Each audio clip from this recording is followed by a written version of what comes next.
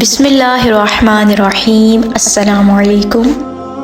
حضرت عبداللہ بن سلام سے مروی ہے کہ حضرت عزیر علیہ السلام ہی وہ شخص ہیں جنہیں اللہ تعالیٰ نے 100 سال تک موت کی آغوش میں رکھا اور پھر زندہ کیا۔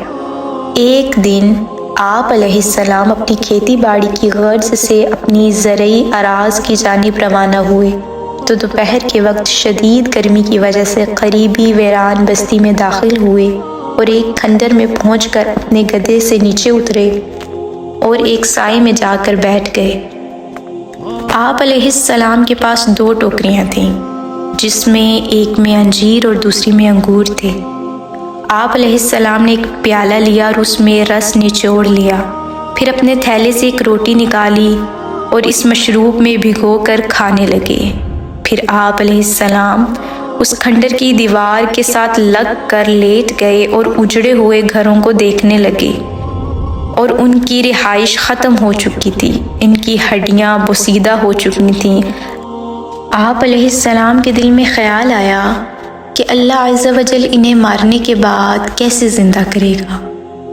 آپ اللہ تعالیٰ کی قدرت پر کوئی شک نہیں رکھتے تھے، بلکہ یہ حیرانی کی وجہ سے تھا۔ اللہ تعالیٰ نے ملک الموت کو بھیجا اور اس نے حضرت عزیر علیہ السلام کی روح قبض کر لی۔ آپ علیہ السلام 100 سال تک موت کی آغوش میں رہے۔ پھر اللہ تعالیٰ نے حضرت عزیر علیہ السلام کی جانب فرشتہ بھیجا جس نے آپ علیہ السلام کے دل کو زندہ کیا تاکہ اس میں قوت آئے، پھر آنکھوں کو زندہ کیا تاکہ اس سے دیکھیں کہ اللہ تعالیٰ مردوں کو کیسے زندہ کرتا ہے۔ پھر حضرت عزیر علیہ السلام کی جلد پر بال آئے اور دیکھتے ہی دیکھتے سارے ڈھانچے میں روح پھونک دی گئی اور منتشر اعضاء پھر سے اکٹھے ہو کر زندہ ہو گئے۔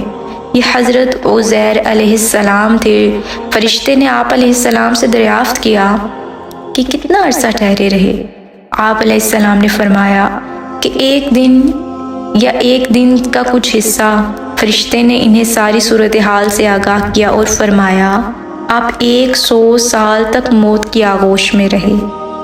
حضرت عزیر علیہ السلام فرشتے کی بات سن کر حیران ہو گئے کہ میں 100 سال تک موت کی آغوش میں رہا۔